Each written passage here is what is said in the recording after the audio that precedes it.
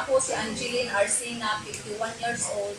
Yung asawa ko si Manny Arcena, 74 years old. Okay. Yung Ano po? asawa ko kahapon, Ano po ang sakit niya? sa kidney. Tapos nagda-dialysis na siya ng 2 years ago. 2 years ago, ay, gaano po kadala sa isang linggo? Twice a week. Twice a week. Nagda-dialysis. Opo. Tapos Tapos, yun, kung ano-ano na lang ang ginagamit namin ng mga herbal. opo. Mayroon pa nga akong stock doon, 3 galon, hindi ko na pinainom kasi tinatry ko yung Guamera. Oh, ano pong nangyari sa asawa niyo? Sa Kailan? asawa ko, kahapon, nung morning, nag-CR siya. Opo. Tapos na siya nag-CR, may umano sa kanya, bulati. Sabi Opo. ko sa katanda mo na yan, mayroon pang bulati na lumabas. Po, ilang araw na po umiinom 4 niya? days. 4 days. Oo. Paano niya po iniinom? Sa third day. Sa umaga, bago kami kakain, iinom kami.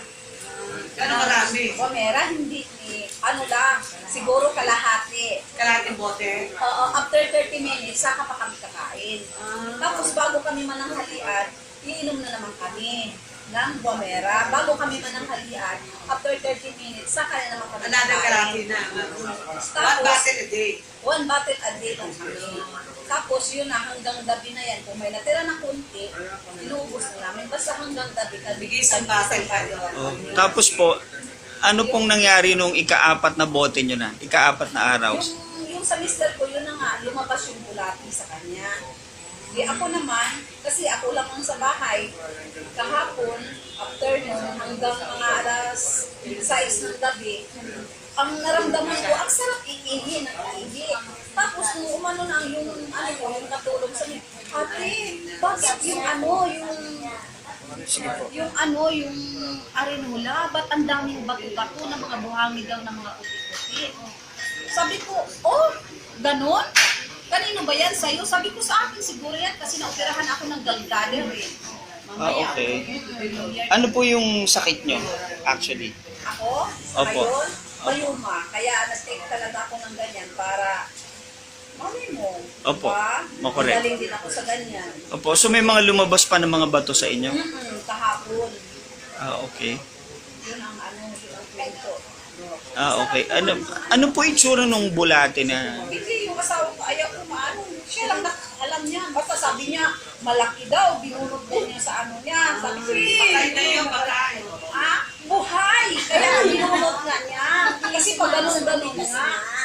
Sabi ko sa katanda mo na, 74 years old ka na, lumabas ang bulati sa'yo ngayon. Pinagalit yung bulati. Nagtanong ang bulati, ano bang ininom mo sa akin? Bakit lumabas ako? Buhay. Buhay. Sabi ko, nagagalit kasi uminom ka ng Guamera, kaya ka nilabasan ng ano. Hindi, ano na po? Ano pong pagbabago sa kondisyon ng asawa niyo? Yung masarap siya kumain, maano na siya, yun ang pinag-ano namin. Ano po, malakas na yung katawan niya? Malakas ng katawan niya. Yun ang ko sa kanya. Pang 5 days pa lang namin ngayon eh. Pang 5 days pa lang namin ngayon na pag-take ng Guamera. Okay. So, itutuloy-tuloy niyo po yung Ito pag-take. tuloy-tuloy, kaya sabi ko sa kanya, gusto ko, magpa-ano na lang ako dito para na lang sa amin dalawa mag-asawa. Opo. Tama po yung ginawa niyo. Maraming salamat po, ate.